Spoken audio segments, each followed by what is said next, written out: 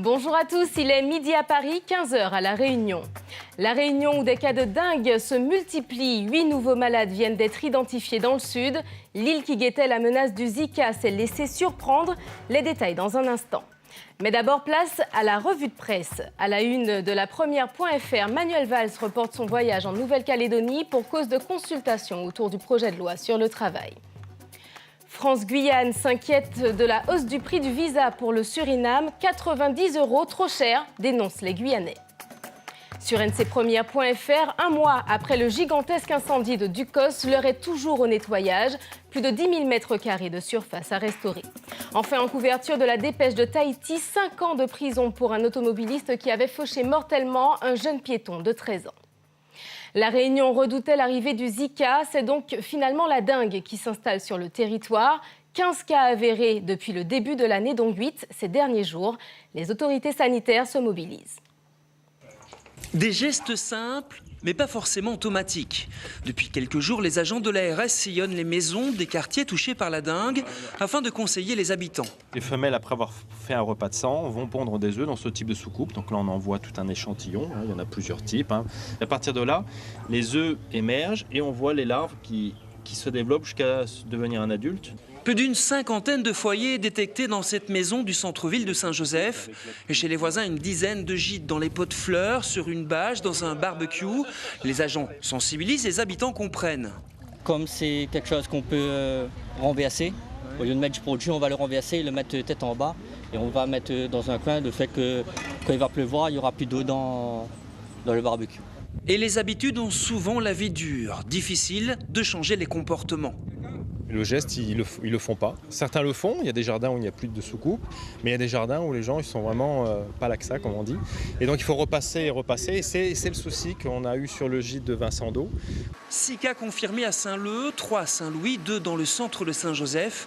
La dengue refait son apparition après les fortes pluies qui ont touché l'île ces derniers jours. Votre tour de l'actualité outre-mer en 60 secondes et il commence par la Martinique où une violente explosion a totalement détruit un restaurant dans le sud. C'est le restaurant La Villa Créole, très réputé. Image impressionnante, regardez. En Martinique, l'image est spectaculaire. En pleine nuit, la Villa Créole s'est embrasée. Du restaurant des Trois-Îlets, il ne reste presque rien. Le propriétaire et les employés sont anéantis. C'est le choc d'abord et puis après c'est le vide. Quand on a l'habitude de travailler tous les jours depuis 36 ans. C'était ma deuxième vie. Et je disais, mon patron, donc moi je pars à la retraite là. C'était toute une vie qui a été partie de seul coup. La Villa Créole était une institution dans l'île. On ignore encore les causes de l'incendie. Grosse frayeur aussi à Rémire-Montjoly en Guyane. Un homme a été blessé par un coup de fusil pour chasser 2 malfaiteurs qui venaient de cambrioler son domicile. Il a été évacué vers l'hôpital de Cayenne. À La Réunion, la route du littoral a été fermée une demi-journée pour sécuriser les falaises, faire tomber en fait les rochers qui menacent. Là, c'est vraiment des purges de nettoyage de sécurité, donc qui ne nécessitent pas des gros moyens. Nouvelle fermeture prévue dimanche matin. Attention aux embouteillages. En Martinique, les attentats de 2015 suscitent des vocations. Plus de 200 Martiniquais ont répondu à la vaste campagne de recrutement lancée par la gendarmerie. Des candidats parfois tendus, anxieux, mais toujours très motivés. Cédric, 24 ans, ce n'est pas tout à fait un candidat comme les autres. Comme plusieurs dizaines de ses camarades, il est déjà gendarme adjoint. Son unité, le PSIG, des gendarmes d'appui aux patrouilles souvent mouvementées. C'est de l'action, c'est du déplacement, donc voilà, on voit beaucoup de choses. Pour la plupart, c'est le premier contact avec l'institution. Au total, 250 candidats, concentrés, parfois inquiets ou stressés. C'est un peu un gendarmerie que je veux faire ma carrière, donc le stress monte un peu, mais bon. Stressé. Comment tu te sens avant cet examen? Mal. Pourquoi? Parce que j'ai pas mentalement, côté écrit, non, c'est pas mon truc. Un recrutement record de 6500 sous-officiers, décidé après les attentats de 2015. Il y a eu beaucoup d'attentats, est-ce que c'est quelque chose qui vous concerne? Ça nous concerne tous, parce que nous sommes français.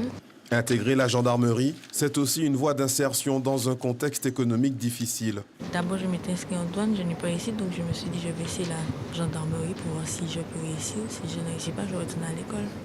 Une autre session est prévue en septembre et la rentrée prochaine devrait être créée une école préparatoire au concours d'officiers. Le compte à rebours a commencé plus que 2 jours avant le top départ de la Coupe Davis. Restez concentrés, sous tension. Ce sont les consignes de Yannick Noah, capitaine des Tricolores. Le Français a donné une conférence de presse à Bemao où il s'est montré très optimiste au vu de l'affrontement face au Canada. On joue contre une équipe où il y a eu un changement, c'est pas notre problème. Mon travail et notre travail, c'est d'être performant quel que soit l'adversaire. Aujourd'hui, j'ai une équipe en forme. Les gars sont en forme, les gars sont en forme mentalement, les gars sont prêts physiquement. On est vraiment dans les temps, en tout cas beaucoup mieux que j'aurais jamais espéré. C'était vraiment bien. Toujours en sport, cette opération lancée par le ministère de la Ville et des Sports, il s'agit de permettre à 10 000 jeunes des Outre-mer de participer à l'Euro de foot 2016. À La Réunion, l'appel a été entendu avec enthousiasme. Une cour de récré transformée en terrain de foot et de jeunes élèves en plein exercice de tir au but. Nous sommes en pause méridienne, ils répètent pour leur Euro 2016, l'événement foot que tous rêvent ici de vivre. À l'école, c'est d'ailleurs devenu le thème principal du travail depuis un certain temps. Nous avons peint les 24 nations qui participent à l'Euro 2016 avec nos mains. Nous avons peint la mascotte de l'Euro 2016, Super Victor. Et il est où Super Victor là? Il est ici. Super Victor pour guider les dribbles de chaque candidat au voyage vers l'Euro et le CTR de foot pour rappeler les valeurs principales du projet et de l'action du jour. C'est vraiment faire émerger toutes les actions citoyennes, le bien vivre ensemble. On le voit aujourd'hui avec le CC Foot. C'est aussi d'accepter les différences et de faire en sorte que le foot, au-delà de l'aspect compétitif, c'est vraiment tout ce qui est valeur et humanité.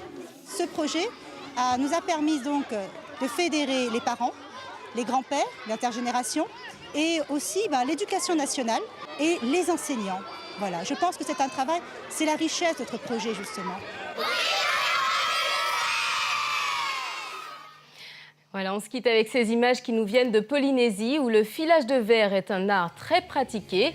On en fait des bijoux ou bien des objets pour la décoration d'intérieur comme dans cet atelier à Taunoa qui travaille le verre de Murano, très réputé pour sa coloration très riche.